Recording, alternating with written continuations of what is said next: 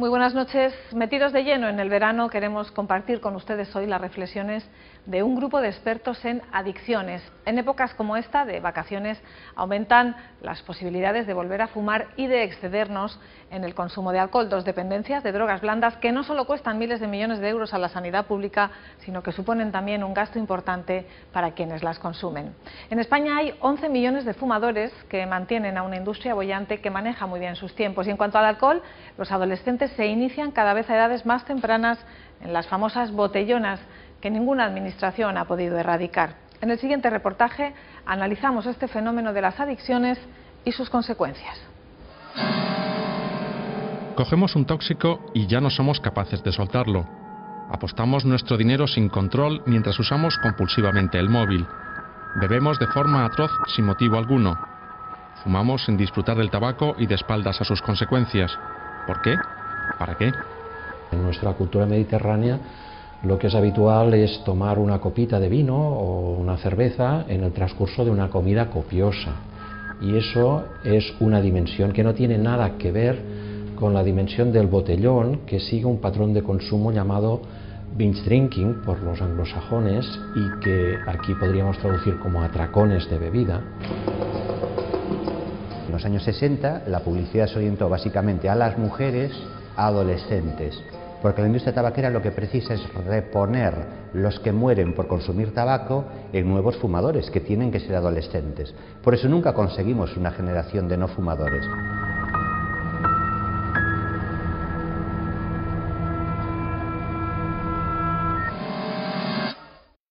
A menudo nos ponemos algunas excusas o quizá la industria nos las pone por delante para tejer unas sutiles redes. Por ejemplo, el tabaco calma mi ansiedad o mi estrés. ¿Qué es lo que hace el fumador continuamente? Al principio se empieza a fumar por placer, porque te gusta. Y es algo positivo, algo social incluso.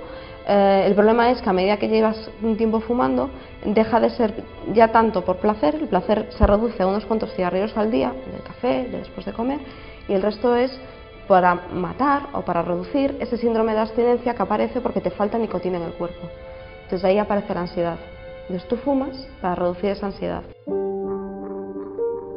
Excusa número 2. Yo solo bebo para pasar el rato y controlo. El consumo de alcohol es algo divertido en el contexto joven y no se miden las repercusiones. Y todo lo más, si la repercusión es la repercusión de ese día, que es una embriaguez, pues entre los amigos y tal, a veces es algo disculpable porque la persona se estaba divirtiendo. A mí lo que me preocupa es si ese consumo, esa embriaguez, esas cantidades de consumo van siendo muy continuas en el tiempo. Si para divertirme cada fin de semana tengo que consumir, si la cantidad de consumo me lleva a perder el control, si alguna vez o más de una vez paro en urgencias, si consumo viernes, sábado, el domingo no estoy en condiciones y el lunes el rendimiento escolar o laboral en gente joven que tenga trabajo, afortunadamente, disminuye. Esto empiezan a ser problemas. Esos problemas sí que se pueden medir. Excusa número 3. Ya lo estoy dejando. Ahora fumo más sano con el tabaco de liar, los puritos y el cigarro electrónico. No solamente no es una alternativa, sino que cuanto más se habla de este tema, más se facilita que la gente que quiere dejar de fumar no deje, que se planteen de que para qué dejarlo si tengo otra alternativa, y al final se sigue manteniendo ese tipo de conducta y menos gente deja de fumar.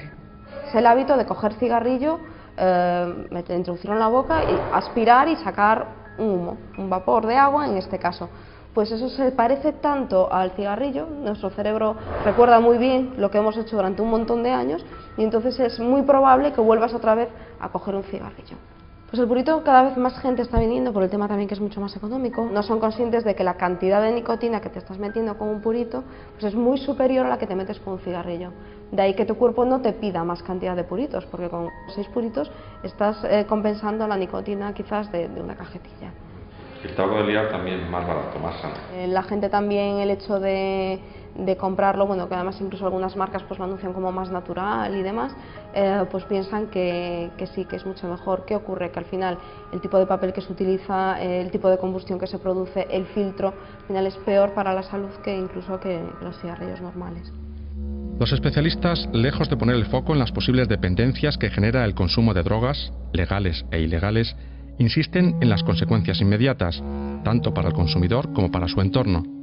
Nosotros estamos viendo antiguos heroinómanos que se trataron felizmente de la adicción a la heroína, bien con tratamientos sustitutivos, con metadona o con otros opiáceos o sin tratamiento farmacológico, que después de 15-20 años de haber abandonado el consumo de heroína han desarrollado una dependencia al alcohol. Vemos como también otros han desarrollado una dependencia a la cocaína. También vemos como otros han hecho problemas con el juego patológico. Sí ocurre en el cerebro, que en ese cerebro adicto, que con el tiempo pues es inestable, emocionalmente inestable, con muchos síntomas de ansiedad, con muchos síntomas de depresión, con mucha intolerancia a la frustración.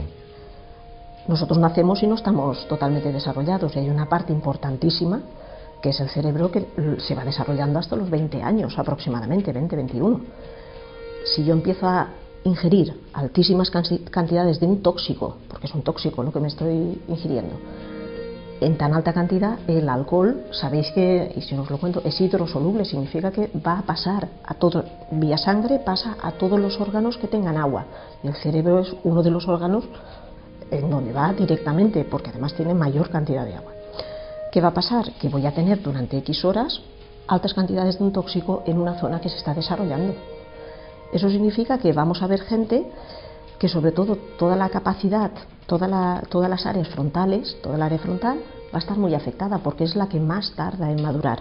Y esa área frontal, yo a mis alumnos siempre les digo, es la que nos hace personas, porque es la que te ayuda a percibir bien las cosas, saber seleccionar la información, ser capaz de tomar una decisión evaluando pros y contras, y además ser capaz de controlar tu emoción. ¿Eso qué significa? Que todas esas funciones se van a ver mermadas. Serias taras en los pulmones, el hígado y el cerebro antes de poder tomar decisiones cruciales para nuestra vida. Este es el perfil de muchos de nuestros adolescentes. El fenómeno no es nuevo y ya llevamos años intentando poner remedios, pero estos chocan con poderosas barreras. Ser joven, estar con los amigos hasta a altas horas de la noche, poder beber, tiene esto mucho encanto, es decir, no es tan fácil hacer una competencia a todo esto. Se ha intentado, montando muchos ayuntamientos, noches paralelas donde se abrían las canchas de baloncesto, se hacían talleres de lo que sea, de fotografía, pero bueno, es decir, muchas veces la gente que acudía allí y luego prolongaba la noche en el otro lado. También ha permitido que los padres dejasen a los adolescentes salir, ya que era algo que organizaba el ayuntamiento. En definitiva, todo esto no ha tenido éxito. En el 2008 llegamos a delimitar como consumo intensivo para chicos y para chicas diferenciado, porque metabolizamos diferente y nos afecta diferente en función del sexo. Entonces, diferentes cantidades de 60 gramos de alcohol para chicos, que eso equivale a unos 3 cubatas, y 40 gramos de alcohol para las chicas, unos 2 cubatas, consumidos de manera seguida en un intervalo de unas 2 horas máximo. Claro, cuando analizamos eso, nos dimos cuenta que tanto los menores de edad como los mayores de edad, ellos estaban sobre los 125-130 gramos y ellas estaban sobre los 90 gramos. Y yo repito, independientemente, los menores de edad también, desde los 14 años. Entonces ahí están fallando muchas cosas. Di una conferencia de todos los resultados que estaban saliendo allí en Valencia, y al día siguiente cambiaron el concejal de juventud, creo que era el de juventud, y anunció que si se hacía un botellódromo no. Entonces esa disparidad no se puede seguir. O vamos todos en el mismo cauce o no sirve para nada. En el campo de las terapias para adictos ya patológicos se han probado algunas de las más variopintas, y cuanto más raras, paradójicamente, más efectivas. Nosotros ahí les aplicamos el componente extra que llamamos de manejo de contingencias, donde les reforzamos, donde les damos un incentivo si dejan de fumar. Ese incentivo, pues por lo general es un vale regalo, un cheque regalo que pueden canjear pues por dinero para comprar en el Corte Inglés, por acceso a gimnasios, acceso pues a determinados servicios de ocio y demás. Bueno, pues que el objetivo es que compita, que ese tipo de lo que los psicólogos llamamos un reforzamiento positivo, que compita con el reforzamiento, con la gratificación que da el tabaco. Pues lo que hemos comprobado es que con este nuevo componente incrementamos la eficacia hasta casi el 90% de la gente que está en tratamiento. Desde Estados Unidos nos llegan las vacunas, más en concreto desde el Instituto Nacional sobre Abusos de Drogas. Aún en fase de pruebas, tienen en cartera vacunas contra la cocaína, la nicotina, la heroína y la metanfetamina. Pero ¿cómo funcionaría este remedio? Lo que hacen las vacunas en general, todas independientes de su mecanismo de producción, es que estimulan el sistema inmune. Y al estimular el sistema inmune produce anticuerpos contra la droga de abuso. Entonces lo que hace la vacuna es que secuestra a la droga de abuso en el torrente sanguíneo, porque no le permite a la droga de abuso llegar al cerebro. Estas vacunas, inyectables cada 6 meses, serían solo para pacientes que quisieran desengancharse de estas sustancias. No es preventiva ni se han conseguido ensayos para el alcohol o el cannabis. Es una alternativa a largo plazo, aún en fase experimental.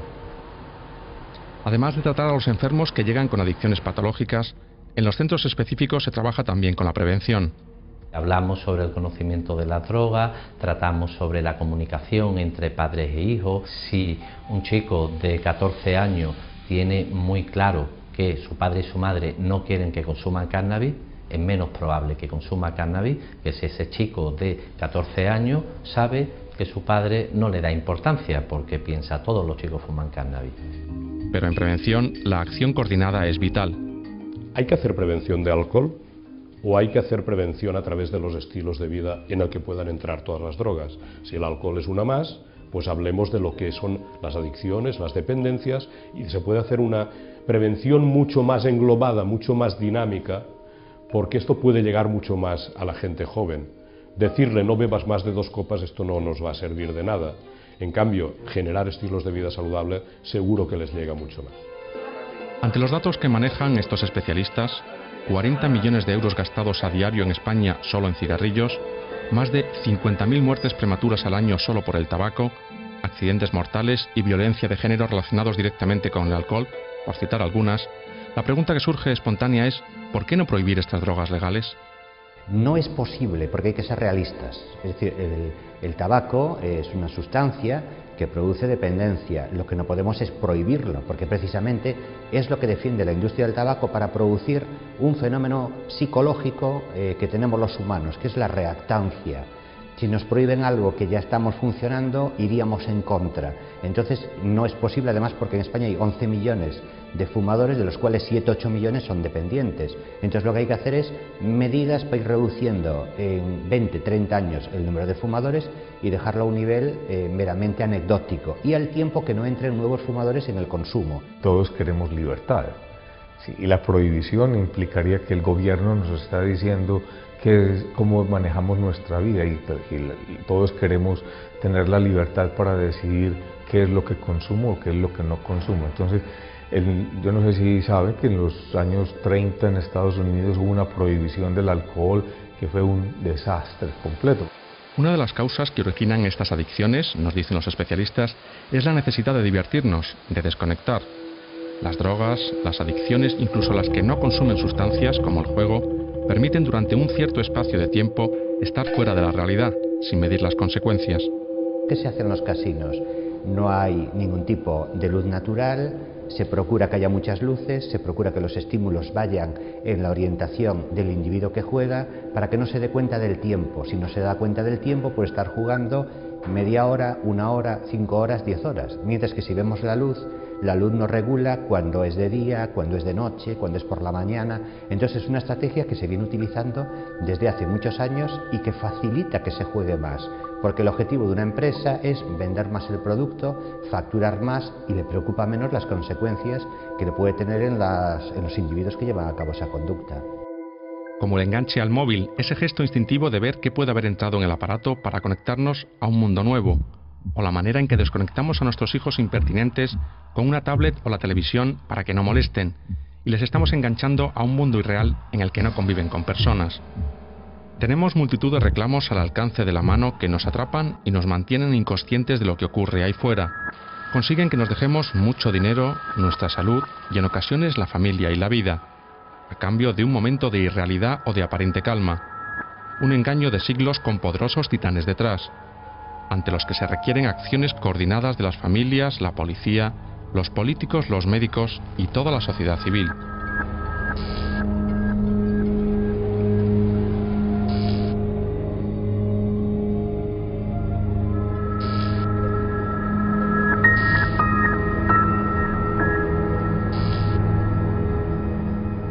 Interesantes reflexiones que invitan como poco a pensar. Ayer fue 18 de julio, aniversario del golpe de Estado contra el gobierno de la Segunda República que condujo a la Guerra Civil Española. Hoy vamos a recuperar uno de los capítulos de este trozo de nuestra historia. Andalucía fue el principal destino de los prisioneros del bando republicano. Procedentes de distintos frentes, eran abandonados en campos de concentración que no reunían ni las más mínimas condiciones higiénicas y sanitarias. Solo en la provincia de Huelva recalaron en torno a los 20.000 combatientes del lado de los vencidos, y una buena parte de ellos fue conducida a Isla Saltés, un paraje natural cerca de Punta Umbría. Sin comida ni agua, fueron los vecinos de esta localidad los que les ayudaron a sobrevivir. Isla Saltés, un paraje natural en la desembocadura del río Odiel, entre Huelva y Punta Umbría. Hoy un paraíso natural protegido. Hace 75 años, en los últimos meses de la Guerra Civil, un campo de prisioneros, un infierno sin abrigo, sin techo, sin agua potable, por el que pasaron varios miles de soldados del derrotado ejército republicano. Un episodio que se ha mantenido casi en el olvido, excepto para los vecinos de Punta Umbría que cruzaban a la isla para auxiliar a los cautivos. José Antonio Cruz, María Nevado y Gregorio Jiménez tenían pocos años entonces. Hoy su memoria sigue viva.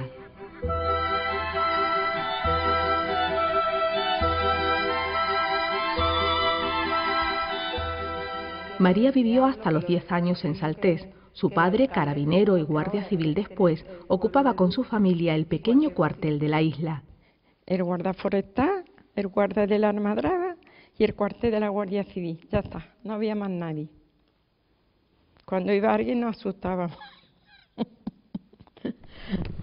Luego cuando llegaba el verano ya venían las Almadrabas. Iba ya a ver cuando hacían las subastas del pescado, ¿no? Los atunes, los pargos, y los ponían en la arena mismo porque allí no había ni muelle, había un muelle de madera, así hecho de estaca y eso, ¿no? Y me gustaba a mí irlo a ver, me gustaba. Enfrente y mal comunicado por tierra se levantaba Punta Umbría, un poblado de pescadores en el que vivían unas 200 familias. Íbamos a la otra banda, decíamos a la otra banda, y bueno, recorríamos esto. Y recuerdo que la parte más arriba de la isla Saltés había mucha cerámica rota por allí, y el resto como de arqueología, ¿no? A jugar, a coger espárragos, madroños o algarrobas, la gente de Punta Umbría solía cruzar a la isla en bote, o a pie cuando bajaba la marea. Para los escasos habitantes de Saltés, la vida era muy dura. Si ahí ni tienda, ni nada para poder comprar. Entonces tenían que ir a Huelva en unos barcos de vela para poder hacer un costo grande y traerlo durante un mes. Ahí los barcos pueden hasta volcarse y todo, ¿no? Y mi madre le tenía un miedo horroroso de ir a Huelva a surtirse de los alimentos que nos hacían falta. Agua ninguna, agua potable nada. Mi padre tenía que ir con un bote, cruzar el río Odiel y irse a Torrearenilla. Después ya había un pozo, pero era agua salada. Y mi padre tenía un huerto muy grande y con agua salada lo tenía que regar, porque agua dulce allí no había. Una vida que pronto iba a cambiar para siempre. En el verano de 1936 la guerra civil alcanzó a todos los rincones del país, incluso a los más aislados.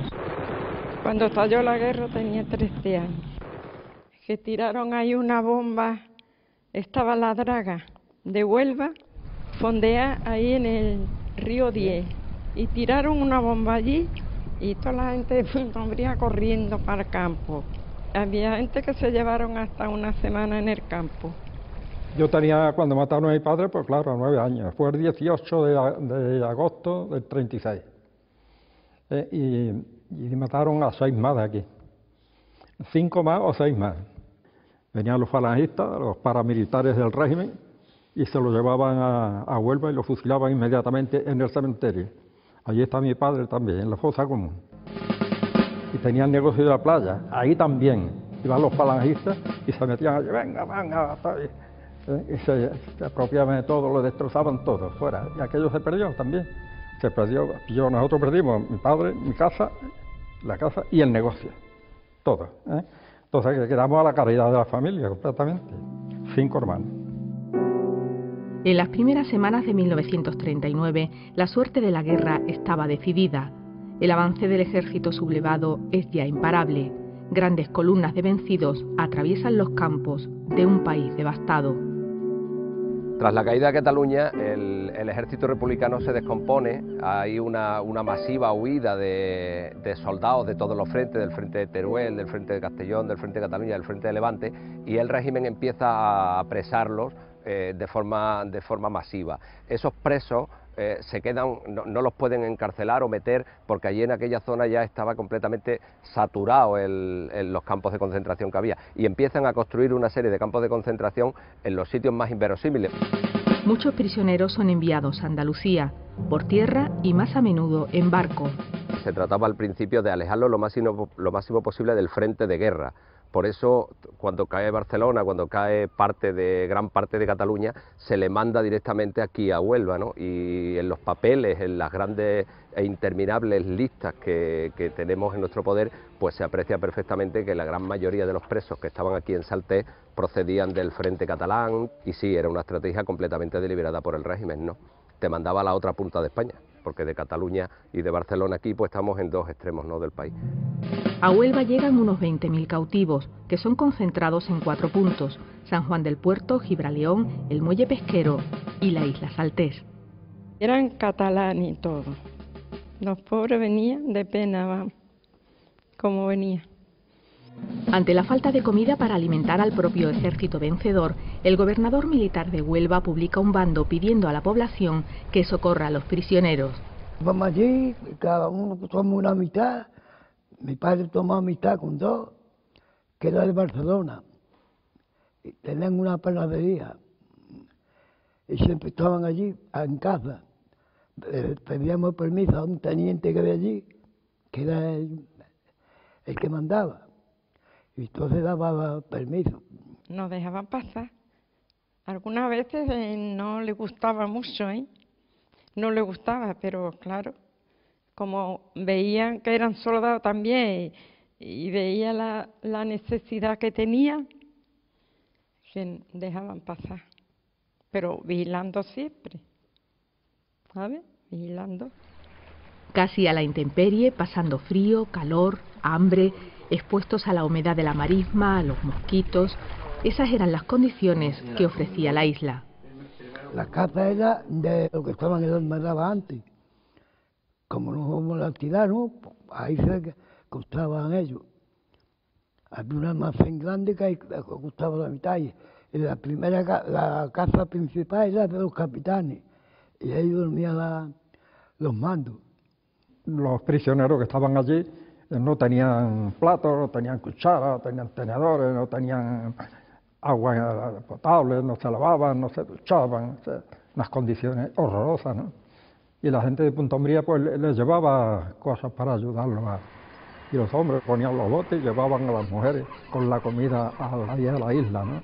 Y se organizaban, y una de las formas en que yo capté que se había organizado es cuando me di cuenta de que yo era un crío, ¿no?, de que cada mujer era responsable de una cantidad de presos, ¿no?, de forma que el esfuerzo no se diversificaba, sino que se controlaba. La intendencia del pueblo de Punta Umbría estaba clara, lo que querían evitar era que se le murieran de hambre, porque ellos lo veían desde sus casas, ¿no? Aquí a la vuelta, por ejemplo, podemos ver perfectamente algunas pateras o algunos barquitos de pequeño tamaño por donde se metía la gente del pueblo y le llevaba ropa, le llevaba jabón, le llevaba sardinas, le llevaba pescado ahumado, le llevaba carne mechada, o sea, le llevaba lo que podían hacer que no se le pusiera malo, ¿no? Y gracias a ello muchos salvaron la vida. gracias al esfuerzo de unos vecinos que malvivían agotados por las estrecheces y las penurias de 3 años de guerra y que ayudaban con lo poco que tenían. Claro, como está pasando ahora. Ahora está pasando igual.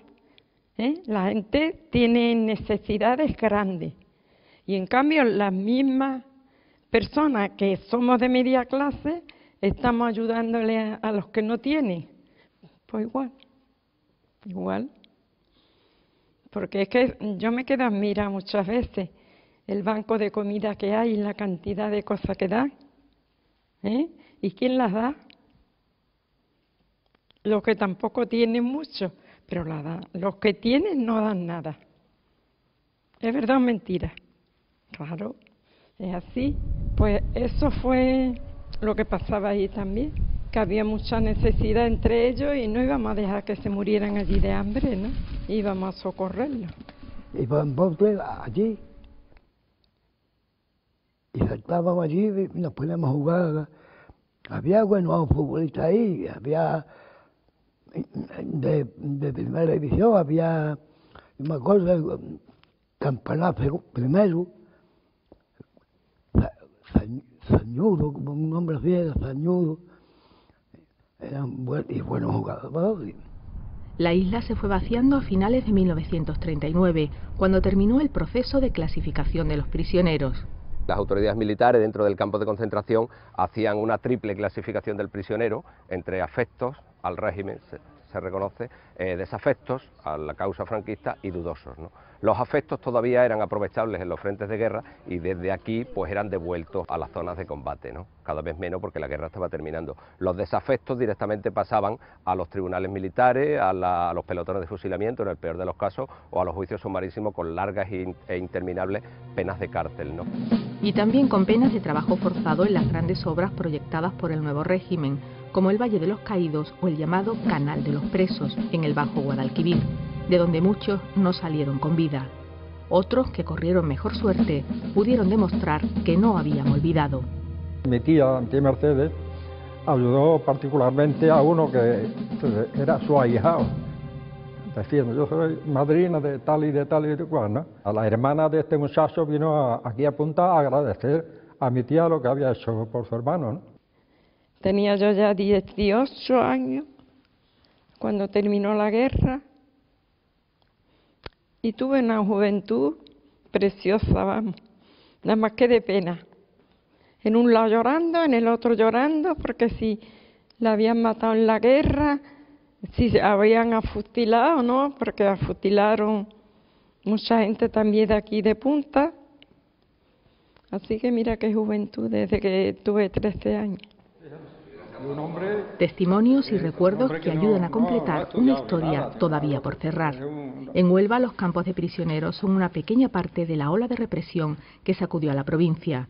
Para poner luz en tanta oscuridad, la Diputación inició en 2006 un proyecto de digitalización y consulta de la documentación que obra en poder de los archivos militares.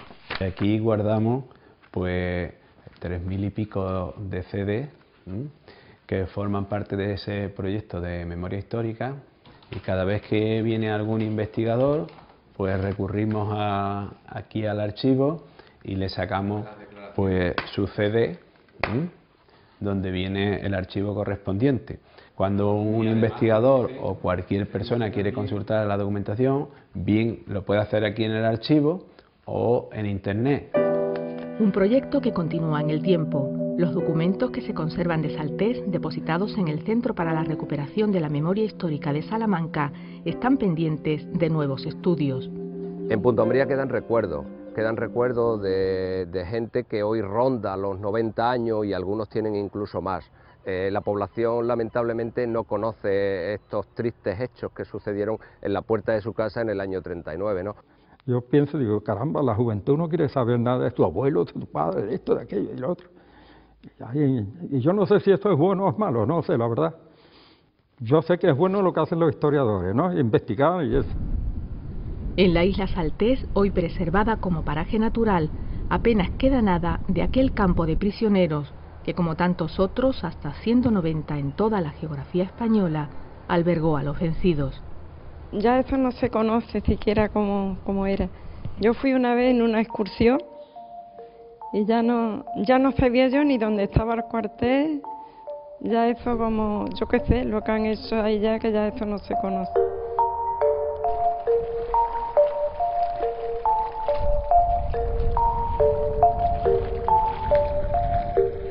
Isla Saltés, ahora que se cumplen 75 años del final de la guerra, en esa isla solo queda el recuerdo de quienes lo vivieron. Algo más de tiempo hace que se abrió la Gruta de las Maravillas, que por el contrario permanece tal cual. El próximo mes de septiembre se cumplirán 100 años de la apertura al público de la que entonces se conocía como la Cueva del Castillo, el reclamo turístico más importante para la localidad onubense de Aracena. Un equipo de los reporteros se ha adentrado en esa misteriosa cavidad que con motivo del centenario ha ampliado su recorrido. Ahora se pueden ver dependencias nuevas y quizá eso haya contribuido al aumento del número de visitantes. En el primer semestre del año, un 20% más que en el mismo periodo de 2013. Les invitamos a recorrer con nosotros la Gruta de las Maravillas. Hace muy poquito tiempo siempre se contó que la cueva la había descubierto un pastor persiguiendo un cordero que se coló por una grieta que había en la montaña. Recientemente se han encontrado unos documentos que hacen referencia a una compañía minera. Estaban buscando sobre todo plata, oro y plata, cobre, y bueno, menos mal que al final no encontraron ningún mineral, ¿no? En cualquier caso se descubrió en 1850 y la gruta se abrió al turismo en 1914. Fue la primera cueva que empezó a visitarse aquí en España y precisamente este año se está celebrando el centenario de su apertura al turismo.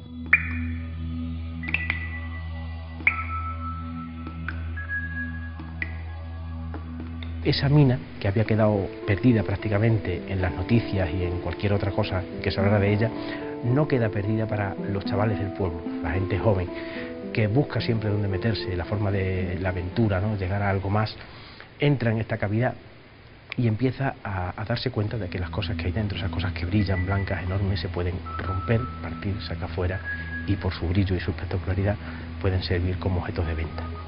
De todas las estancias interiores de la gruta, las que se descubren en ese primer momento, prácticamente se expolian casi todas, o sea, se sacan formaciones de casi todas para venderlas en el exterior. Y bueno, antes de empezar me gustaría pedir dos cosas muy importantes. Lo primero, por favor, es que nadie toque ninguna de las formaciones que vamos a ver en la cueva por motivos de conservación, y después siempre se pide que todos vayamos juntos. Vamos a ir despacio, no hay prisa. Hay dos personas en ese momento muy vinculadas con el pueblo, uno es Francisco Javier Sánchez Arn y otro es Juan del Cid López, que deciden cerrar la entrada y ver qué es lo que hay dentro y buscar la forma de protegerlo de alguna forma. En 1911 inician unas labores de acondicionamiento de los pasos, de iluminación, de bajar un poco, subir un poco los techos, romper piedras, acabar con lo que sea para que la gente pueda visitarlo. Unas obras que culminan en 1914, el 15 de septiembre, se inicia por primera vez las visitas turísticas a la Gruta de la Maravilla, la Cueva del Castillo, como se decía en aquel momento.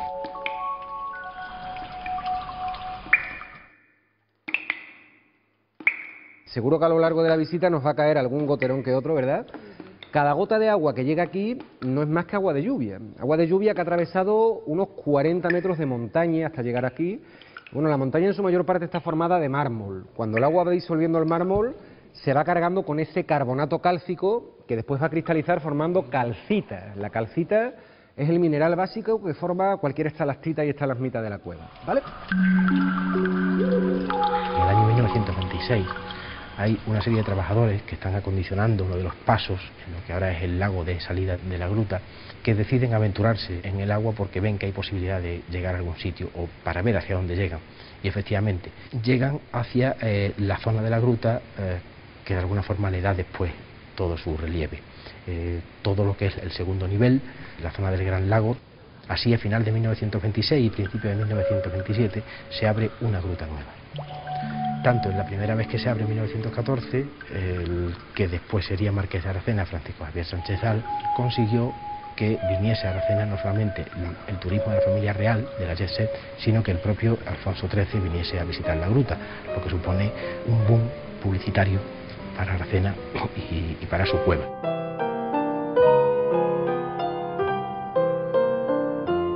Que estamos viendo aquí en el segundo nivel, el agua no se mueve, el agua está quieta, de manera que el mismo carbonato cálcico, el mismo mineral, termina precipitando en el fondo del lago, formando estas especies de coliflores, ¿no? Parecían como coliflores o champiñones. Los guías de la gruta están incluidos en el área de turismo del Ayuntamiento de Aracena.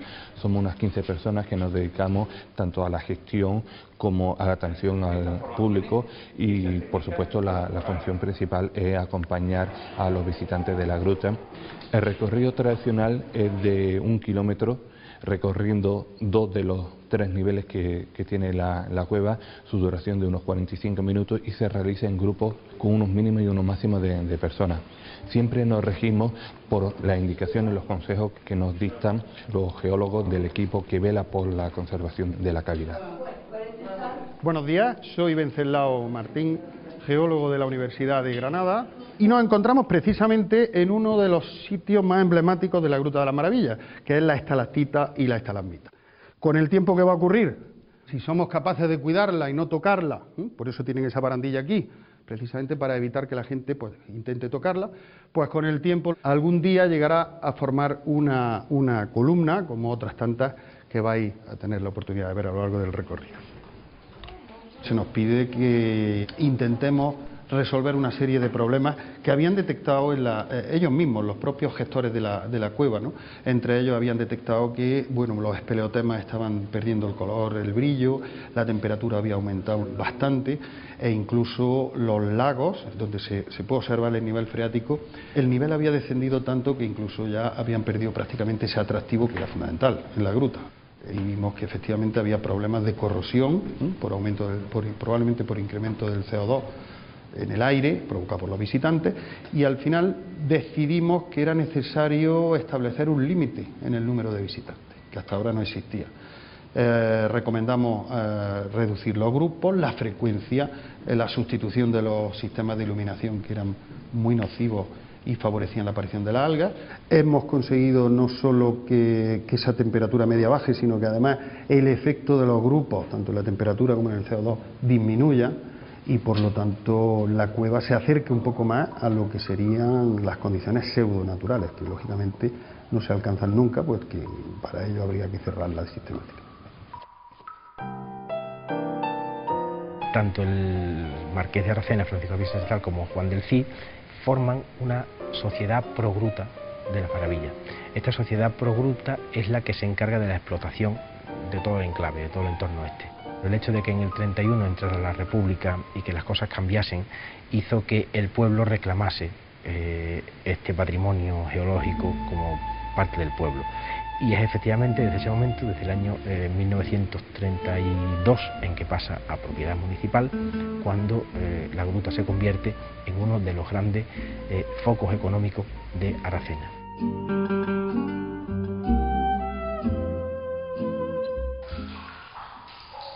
Durante miles de años probablemente, el túnel de entrada estaba inundado, como consecuencia de que los lagos cubrían las primeras salas. Hasta que el lago no bajó su nivel, nadie se había llegado a imaginar que aquí en la cueva, pues en la montaña hubiera esta cueva tan grande, ¿no? Que la montaña estuviera prácticamente hueca.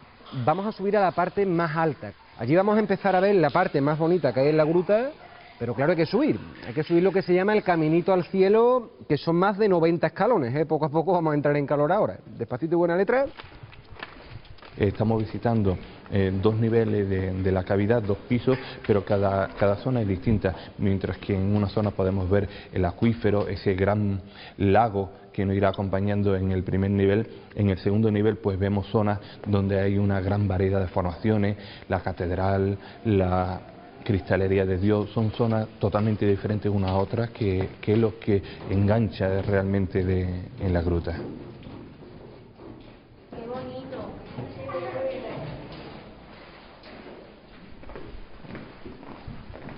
Nos gusta mucho la gruta, lo que pasa, claro, trabajar aquí dentro es un poco complicado.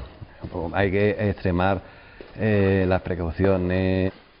Hay más problemas en invierno, que es cuando más llueve, y hay más humedad todavía, si cabe, más goteras y más, entonces suele haber más problemas. Alguna gotera que cae dentro de un portalámpara, de una lámpara, pero vamos, estamos ya tan acostumbrados que no. Además nos gusta mucho venir a la gruta, se está muy bien aquí, como no hay cobertura de móvil, se está muy tranquilo.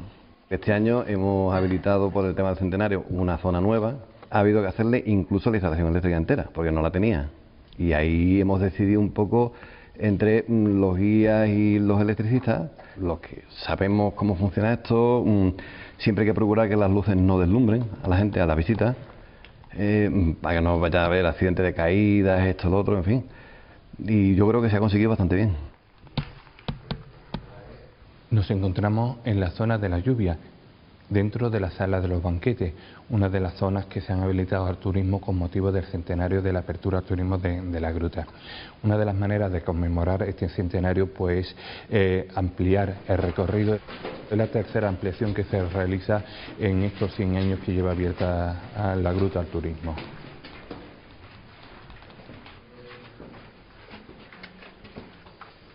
Nos encontramos en las Galerías Nuevas, que es un sector recientemente habilitado para las visitas turísticas y que antiguamente solo se visitaba de forma muy esporádica cuando venía alguna autoridad relevante. Eso sí, con restricciones relativas al número de visitantes, es decir, solo se permiten grupos, pequeños grupos de 15 personas, espaciados mucho más que en el caso anterior, y además pues se está implantando un sistema de seguimiento ambiental para ver el posible impacto que generan sobre la cavidad. Aquí ahora mismo la temperatura que tenemos es del orden de 17-18 grados y la humedad del 97%, pues como es normal en la inmensa mayoría de las cavidades. Y en ella se encuentra, yo creo que ya el nuevo emblema de la gruta, que es la palmatoria. Es una formación tan extraña que actualmente pues prácticamente está siendo adoptada como el nuevo emblema de la Gruta de las Maravillas con motivo del centenario. La conservación de las cavidades es uno de los emblemas que llevamos a cabo los guías de la gruta. Un elemento tan sencillo como el agua, como la roca, que ha ido generando a lo largo de cientos de miles de años, pues todas las formaciones que podemos ver, pues se puede estropear con el paso de los visitantes. Paradójicamente, la apertura al turismo de la gruta pues la ha preservado, ¿no? Porque antes la gente entraba sin control y se llevaban formaciones, se producían expolios, pero gracias al abrirse al turismo pues se ha preservado, se ha logrado conservar.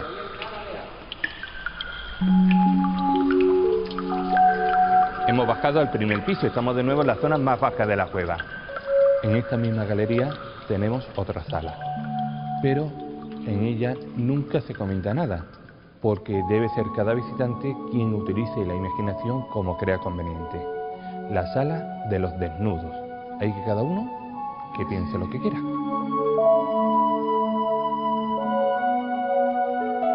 Ese misterio ha atraído siempre a la creación artística. Y la creación artística manifiesta a través de las películas, pues ha hecho que la gruta sea escenario de muchas de ellas. Bien, nos merecemos un descanso. Vamos a tomar el té y doble ración de uvas. Viaje al centro de la Tierra, por ejemplo, es una de ellas. Faustina es otra de las películas que se graban aquí.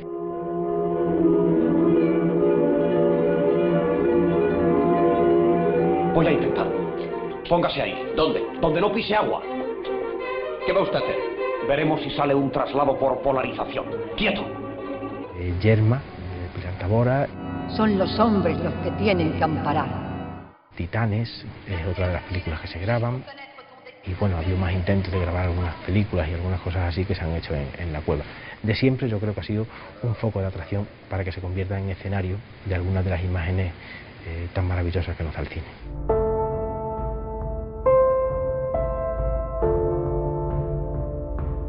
La idea que teníamos desde el principio era intentar mostrar la Gruta de las Maravillas como nunca antes se había hecho, ¿no? La gente pudiera ver lo que verdaderamente tiene allí y no había tenido oportunidad de verlo. Entonces, para intentar sacar o para poder sacar el máximo detalle de todo lo que tenemos allí, decidimos utilizar esta técnica, que en definitiva lo que hacemos es con diferentes exposiciones, sumando o juntando todas esas fotografías, conseguir solo una que nos enseñe o que intente abarcar todo el rango dinámico que tiene la escena, ¿no? Es muchísimo más complicado que grabar o hacer una sola fotografía, pero creo que al final el resultado pues merece la pena, mucho más espectacular y más vistoso, ¿no?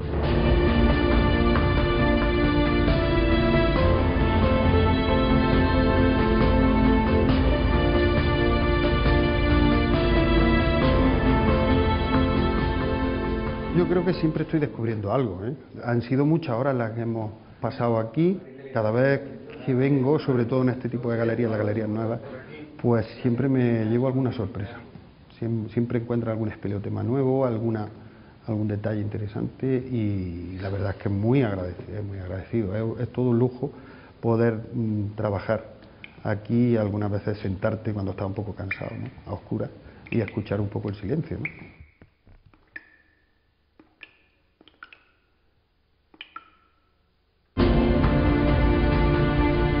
El futuro es una ventana abierta. Realmente yo creo que las medidas que se han hecho para proteger a la gruta y lo que la gruta supone de incentivo económico para un pueblo y una comarca es una garantía de que se va a cuidar en el futuro. Y yo creo que el futuro de la gruta tiene mucha vida. Tiene mucha vida. La gruta posiblemente podrá celebrar su segundo centenario y seguir descubriéndose. La gruta tiene que descubrirse todavía más.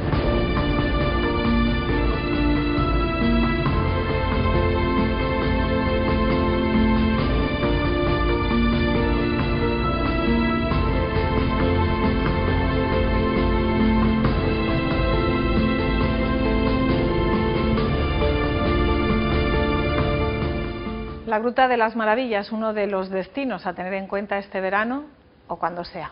Así terminamos. La semana que viene estaremos de nuevo con ustedes. Les vamos a acompañar durante todo el verano. Gracias y muy buenas noches.